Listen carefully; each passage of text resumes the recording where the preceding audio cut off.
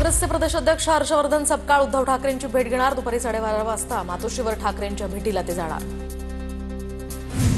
भाजप नागपूर पालिका स्वबळावर लढण्याची शक्यता। भाजपकडून तशी चाचपणी सुरू। नागपुरात शिंदेची शिवसेना आणि राष्ट्रवादी अजित पवार गटाची फारशी ताकद नसल्याचं चित्र।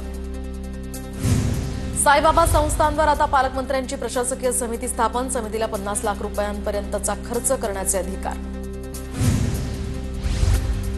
नागपूर शहरात सुद्धा आता बाईक टॅक्सी सुरू होणार। 1 लाख लोकसंख्या असलेल्या सर्व शहरांमध्ये बाईक टॅक्सीला सरकारची मान्यता। प्रादेशिक परिवहन विभागाकडून बाईक टॅक्सीचे दर निश्चित केले जाणार।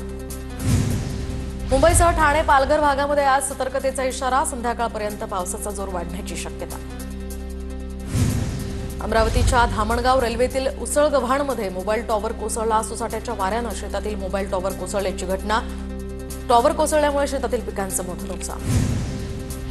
जळगावातील 40 गावात खरीप हंगामासाठी शेतकऱ्यांची लगबग सुरू। पावसाळा तोंडावर आल्यामुळे शेतीच्या मशागतींना आता वेग। परभणीमध्ये पूर्व मोसमी पाऊस झाल्यानं बळीराजा खरीपाच्या तयारीला लागला। पेरणीपूर्व मशागतींच्या कामात परभणीतील शेतकरी सध्या व्यस्त। धाराशिवमध्ये वादळी वाऱ्यासह पूर्व मोसमी पावसामुळे केळी उत्पादक शेतकऱ्यांना फटका। वादळी वाऱ्यामुळे केळीची पानं फाटण्याचा प्रकार वाढला। मुंबईच्या पत्रा चाळीतील इमारतीचा पुनर्विकास सीएनडी प्रारूपानुसार आता होणार, तर 2 ते 3 महिन्यात निविदातून सुद्धा निघणार। ठाण्यासह बदलापूर भिवंडी या शहरात ड्रोन उडवण्यास मनाई, तर भारत-पाक युद्धतणावामुळे ठाणे पोलिसांची खबरदारी। मुंबईत सध्या 134 धोकादायक इमारती। पावसाळ्याच्या पार्श्वभूमीवर तपासणी होणार। वांद्रे-खार पश्चिम गोरेगावात सर्वाधिक प्रमाण। पश्चिम रेल्वे मार्गावर 6वी मार्गिका उभारण्याचं काम वेगानं सुरू, तर वांद्रे टर्मिनस ते बोरिवली दरम्यानचं हे काम आता अंतिम टप्प्यात। जुलै अखेर 6व्या मार्गिकेचं काम पूर्ण होण्याची अपेक्षा।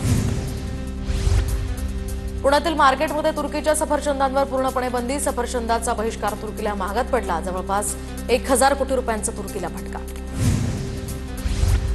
त्रुटी दूर करण्यासाठी शिवाजीनगर मुख्यालयामध्ये हजर रहा। डीएसके प्रकरणातील गुंतवणूकदारांना पुणे आर्थिक गुन्हे शाखेचं आवाहन। पुणे महानगरपालिका आयुक्त राजेंद्र भोसले सोमवारी पालखी मार्गाची पाहणी करणार। याचवेळी महापालिकेचे अधिकारी इथे उपस्थित असणार। आषाढी वारीसाठी करण्यात येणाऱ्या उपाययोजनांचा आढावा घेणार।